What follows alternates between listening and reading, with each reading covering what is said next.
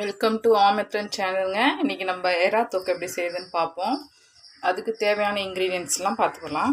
First எறாவை நல்லா clean பண்ணி எடுத்து வச்சுக்கோங்க. நான் லைட்டாக மஞ்சத்தூள் போட்டு வச்சுருக்கேன். அடுத்து மீடியம் சைஸில் ஒரு 3 வெங்காயம், இதுக்கு வெங்காயம் நிறையா போட்டேன். ஒரே ஒரு தக்காளி தான். அப்புறம் கொஞ்சம் ஒரு 20 சின்ன பூண்டு இது, அதனால் 20 பல் பூண்டு எடுத்து உரித்து நசுக்கி வச்சுருக்கேன். கொஞ்சோண்டு கருவேப்பிலை. சரிங்களா? மோஸ்ட்டாக சட்டியில் செஞ்சால் தான் நல்லாயிருக்கும் நான்வெஜ், அதனால தான். ஸ்டவ் பற்ற வச்சுக்கோங்க.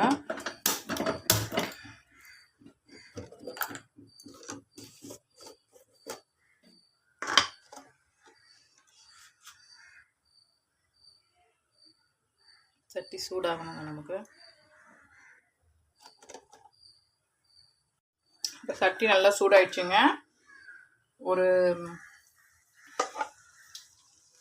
இதால் ஒரு 5-6 ஸ்பூன் ஊற்றுற மாதிரி, ஏன்னா இது சின்ன ஸ்பூனு, அதனால் ஒரு 5-6 ஸ்பூன் அளவுக்கு எண்ணெய் ஊற்றுவாங்க. உங்களுக்கே தெரியும், சட்டி சூடாயிடுச்சுன்னா சீக்கிரமாக வேலை நடக்க ஆரம்பிச்சிடும். அதனால் 1 ஸ்பூன் அளவுக்கு பெருஞ்சீரகம், 2 ஸ்பூன் போட்டுக்கிறேங்க. சின்ன ஸ்பூன், அதனால தான் நான் 2 ஸ்பூன் போடுறேன். சின்ன ஸ்பூன் இது.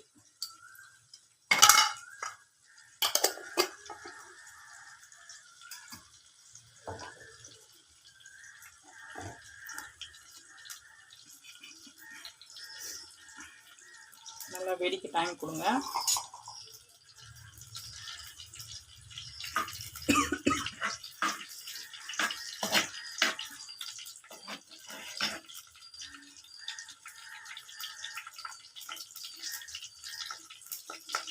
இப்போது ஃபஸ்ட்டு பூண்டு போடுறாங்க, அப்புறம் கருவேப்பிலை, வெங்காயம் நல்லா வதங்கின பிறகு தக்காளி, இதெல்லாம் போட்டு நல்லா வதக்கிட்டு அதுக்கப்புறமா தான் நம்ம எறா போட போகிறோம்.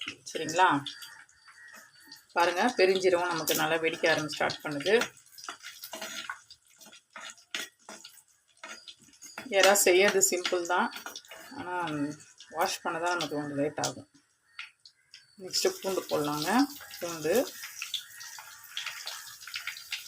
அடுத்து கருவேப்பிலை கொஞ்சோண்டு,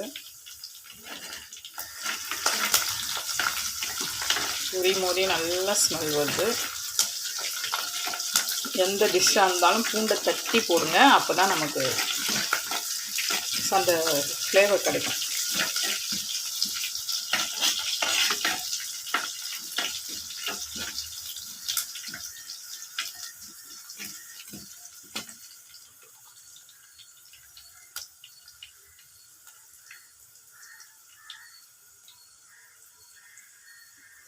ஃபஸ்ட்டு வெங்காயம் போட்டுக்கலாங்க.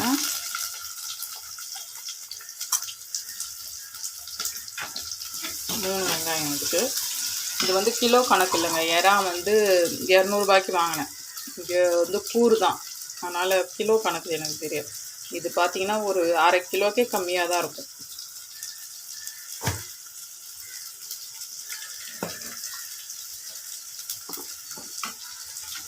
வெங்காயம் நல்லா வதங்கணுங்க. கண்ணாடி பதம் சொல்லுவாங்க, அதெல்லாம் நல்லா வதங்கிட்டு அடுத்து தக்காளி போட்டு நல்லா வதக்கிடுவோம் நம்ம. பாருங்கள், நமக்கு வெங்காயம் தக்காளி நல்லா வதங்கிடுச்சு. நல்லா மேஷ் ஆகிற அளவுக்கு நல்லா வதங்கிடுச்சு. இந்த டைமில் தாங்க நம்ம எறா போடணும். நம்ம க்ளீன் பண்ணி வச்சுருக்க எறா போடுவோம்.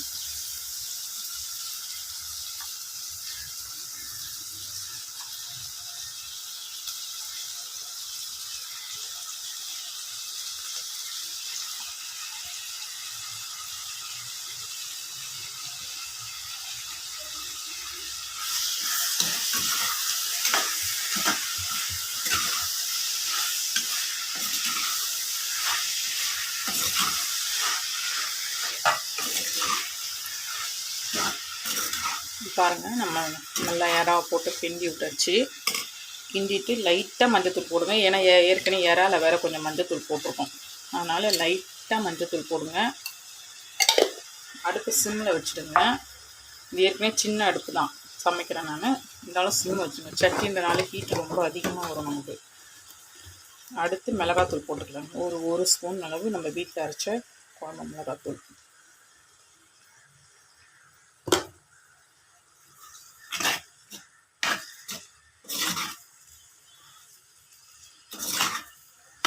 இப்போ வந்துங்க நம்ம நல்லா கிண்டி விட்டுட்டு தேவையான அளவு உப்பு போடலாங்க. இது வரைக்கும் உப்பு சேர்க்கலை. நான் வந்து இந்து உப்பு தாங்க யூஸ் பண்ணுவேன்.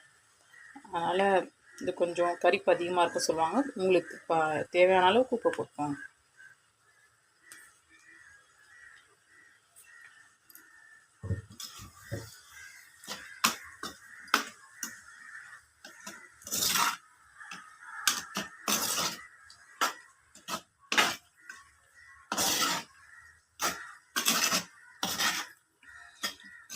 எல்லா இன்க்ரீடியன்ஸ் போட்டாச்சுங்க. இதுக்கப்புறம் நம்ம எந்த தண்ணி நல்லா எதுவுமே ஊற்றக்கூடாது, சரிங்களா? அப்படியே மூடி போட்டு ஒரு 5 மினிட்ஸ் விடுங்க. அப்புறம் கிளறி விட்டு அப்புறம் 2 மினிட்ஸ். மொத்தமாகவே இறா வந்து 7 மினிட்ஸ்க்குள்ளே முடிஞ்சிடும்.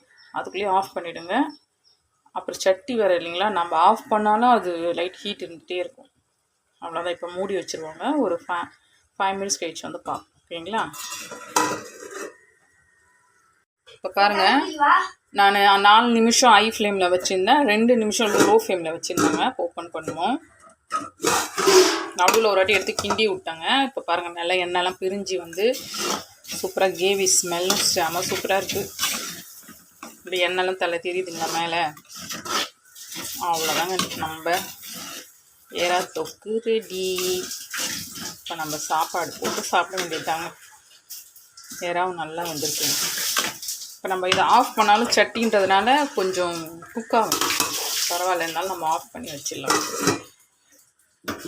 அவ்வளோதாங்க, எறா தொக்கு டேஸ்ட்டாக இருக்கும், சாப்பிடுங்க.